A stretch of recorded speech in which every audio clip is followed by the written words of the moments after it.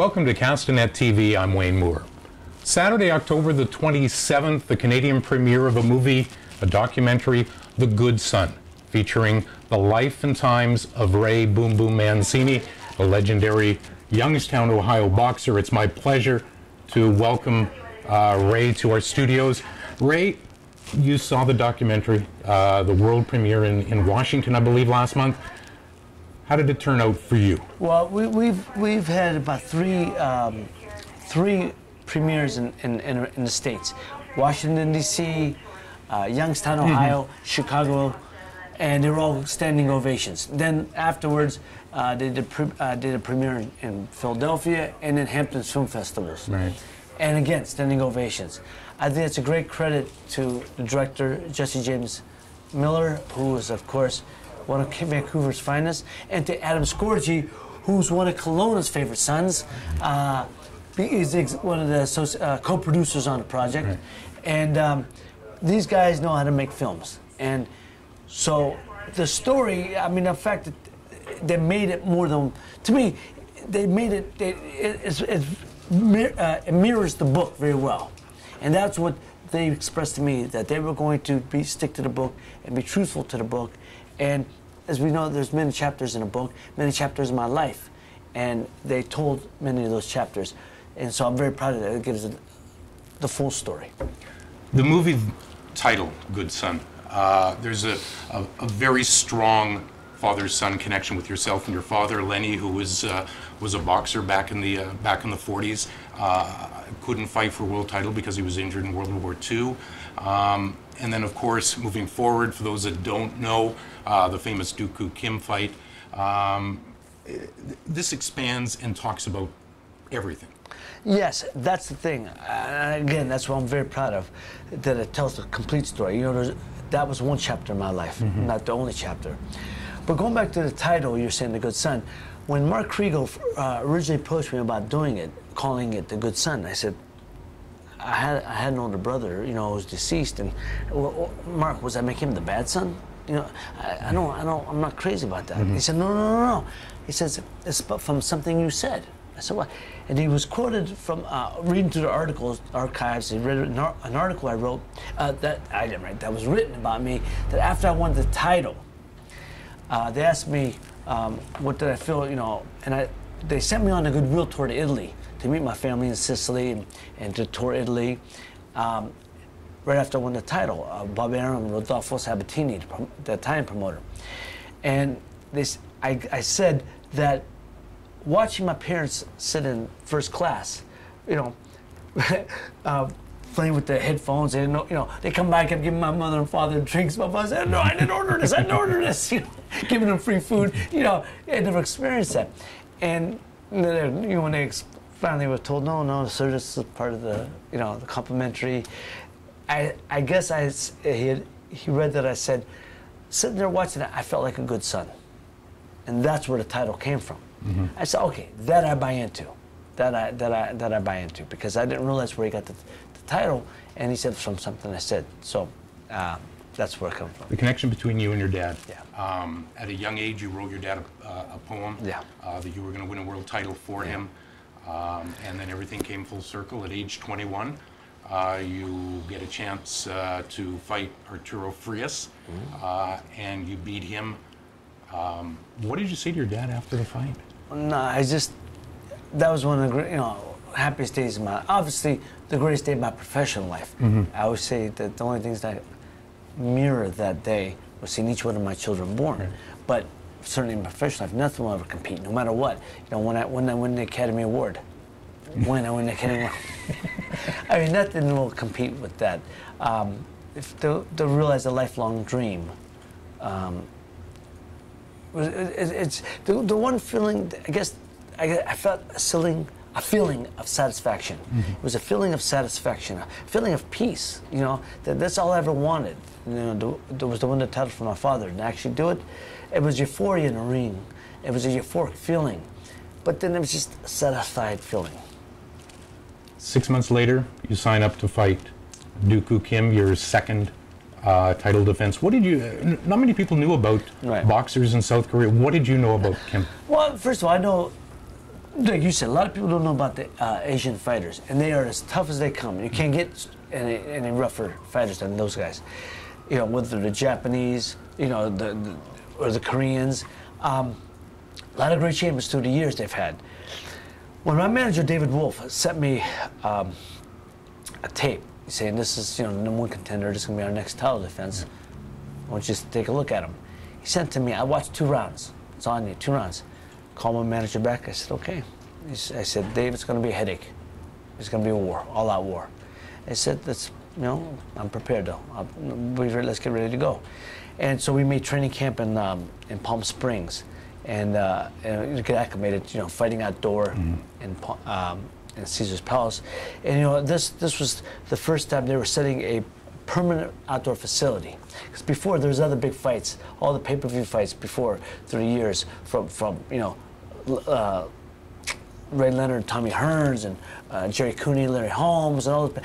They'd set up an outdoor stadium and then they'd knock it down. This was going to be a permanent outdoor facility. And this would be the first fight. This is going to, you know, was going to be the inaugural fight and christened the arena. And they had all the literati sitting there, Frank Sinatra, his right-hand man, Jelly Rizzo, Lou Rawls, Robert Goulet. It was the luminaries from the sports, Willie Stargell, George Brett, Bill Cosby. So it was just a wonderful event, and I was very honored to be the headline to christen the arena. And I just remember it was, you know, wonderful, wonderful fight. I mean, wonderful event, I should say. But going into that fight, I was so looking forward to that. But I knew what I was up against. I knew what type of fighter he was. I seen the tapes, and it was almost like watching a mirror image of myself. The guy kept coming forward, didn't take a step backwards, took a good shot, gave a better shot. He was a southpaw. I'm a converted southpaw. I was actually a converted southpaw. It's just going to be that, you know going in what type of fight it's going to be. Kim said before the fight, either I die or he dies. As prophetic as that is, 4 days after the fight, he did pass away because of the fight. When you found out what the magnitude of his injuries, what's going through your mind? Well, I was in my then right after the fight, I'm in my hotel room, and my trainer Murphy Griffith came first and said, "Ray, don't look good, don't look good." I said, "Man, this boy don't look like he's gonna make it." I said, "Griff, what are you talking about?" He said, "I'm talking about this boy Kim." He said, "Look, Ray, and it was right after that, Dave Wolf came up and knocked on the door. Dave Wolf came in and sat me down and just said, 'Look, Ray, I said I never saw him get carried out of the ring. Yeah. See, everyone thought he got carried out of the stretcher. I only saw that on TV later, because when it happened, he got up. We were celebrating in the ring. Of course, like after every fight, you go over to the corner to make sure he's okay. He was sitting down. Went back to my corner, we're celebrating more. I didn't see him. They said shortly afterwards he slid off. He kind of slid off the bench and onto the mat, and that's when they got the stretcher to carry him out. So I never saw that. I didn't know the extent of his injury. I didn't know anything until Dave Wolf came in and told me that it just didn't look good, that it looked like massive brain injury and didn't look like he would recover. And so I wanted to go see him, and the next day, on that following Sunday, I went to the hospital to visit him, and Dr. Lonnie Hammergren came out and said, "No, nothing you can do." He said, "It's better that you don't." And I asked him, and he just said it doesn't look, he won't make it. He said this, his brain is not, there's not enough blood flow to the brain, get enough oxygen. He said, right now the respirator was keeping him alive, but it just, eventually he would expire. So I was prepared. And then that Monday I left for Youngstown, took the flight to Youngstown, took to Cleveland, flew into Cleveland, went back home. And when I got off the plane, I was met by the reporters, and it's just, I didn't realize the extent till, how worldwide the news went until that week. That was 1982. You retired 10 years later at age 31 in 1992. I believe you had 7 fights during that, 6 or 7 fights during that span of 10 years. The will to fight, that fight, take the will to fight out of you? Well, let me clarify. You know, people say 92. It was the official date, but I officially retired in August of 85. After the Bramble fight, that was it. I had lost after the Kim fight. Everything I fought for beforehand, you know, most people know I fought. You know, I said I fought for righteous reasons. I fought to be a world champion for my father. I fought for for my hometown of Youngstown, Ohio. I fought to be a good champion, a proud champion. But after that fight against Kim, there was nothing good about it for me anymore. I lost the love. I lost everything. I didn't have anything. There was nothing good for it about it for me. But what I had to decide and why I continued to fight was that I had, you know, won the world title. I want, you know, a chance, opportunity to gain my, you know, financial security. One opportunity to represent my town, like I said, and represent my family. So I continued to fight. I still wanted to knock guys out. I don't think I slowed down when I had them hurt, but there was no love for it. There was no passion for me anymore. So when my financial manager told me, you know, my money to secure my future, that's when I got out. So that was 85. I came back to fight Hector Camacho in 1989 because that was a personal thing. Right. And plus I was still young enough. You know, I retired at 24. So when I fought Camacho, I was 28. I didn't have fights for 4 years, but that was personal. So, and I knew it was a fight. It was a dangerous fight. I would get hurt because he wasn't a puncher or anything like that. And I won that fight, fella. He got a split decision win, but even he lost. You know, they gave it to me. He said, but I satisfied when I was satisfied with that fight with him. Then you know, I'm in the entertainment business. I was acting. I was getting a lot of jobs. Then I got offered to do an off-Broadway play in New York. So I was doing an off-Broadway play in New York when they offered me if I come back in this 1992, 3 years later, to fight Greg Haagen. And at that point, the Camacho fight was a personal thing, but with Haagen, it was just more of a challenge for myself. Could I still get up and compete like a world-class athlete? I'd been away for another 3 years. Could I do it again? And I wanted to know. So I accepted the fight. And it was no disrespect to Greg. It was I didn't think less of him. I just thought more of myself. And I wanted to train. And it was a great training camp, but you know, a training camp's nothing but a rehearsal. You know, it's a pageant. You know, compared to the fight. And then I was beat before I got in the ring. You know, I had no business being in there. I'm in the dressing room told Chuck Fagan, my trainer, assistant trainer, Chuck, I have no business being here. Well, what am I here for? He said, well, it's a hell of a time to say that now. But it just was true. I had no business being in there. I had been married. I got married. It was my second child was born right before the fight. You know, I was more thinking about my kids. You know, it used to be when I went in the ring was either you're getting carried out or I'm getting carried out. Right. One of us is getting carried out of here. This time was, oh God, please don't let me get hurt. My wife, my babies, they need me.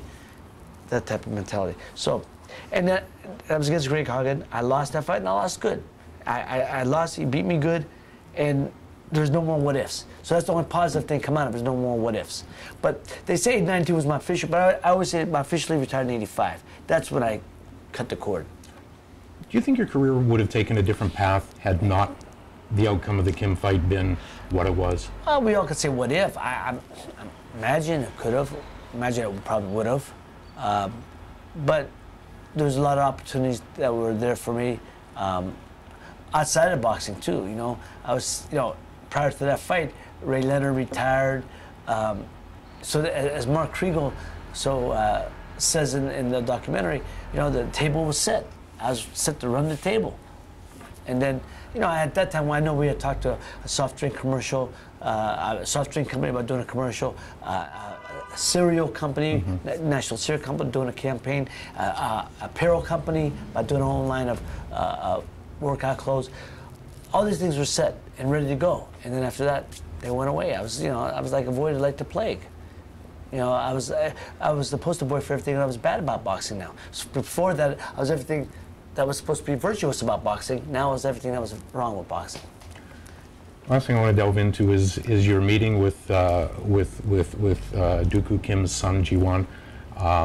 In leading up to this premiere, Adam Scorgie said that meeting that day between yourself and Jiwon was an incredibly emotional day, not only for yourself and Jiwon, I would presume, but also for the crew.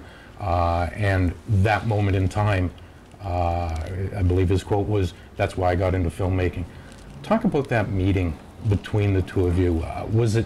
Did it give you closure? Is that what you were looking for, or were you looking to give him closure? I think I had made closure with it for me. I had made peace with it long ago. You know, before I got in the ring, I made peace with it. I had to. You know, I could never go on my career. You know, for me, I make peace with things relatively early on, quickly. I rely on my faith, and I rely on, you know, that's just the way I am. Because if not, then like I said, you might as well go dig a hole, crawl in it, and throw the dirt over it. What's the purpose? And I've seen that happen with so many people. But when they offered me to meet Jiwon, when Mark Kriegel originally broached the subject with me, I said, yeah, I would like that. And I thought it was important for him, for Jiwon, and it was important for me too. I wanted to meet the son. I want him to have any questions he had for me. I want him to be able to be, you know, available for that. I was nervous about meeting him, or I should say nervous, more apprehensive is the word I should use. But I was very apprehensive and nervous about meeting young me, the fiance, because here's a woman who was planning on spending the rest of her life with a man who died at my hands. And I just didn't know. And she's a wonderful woman, lovely, lovely woman, and Jiwon's a wonderful young man.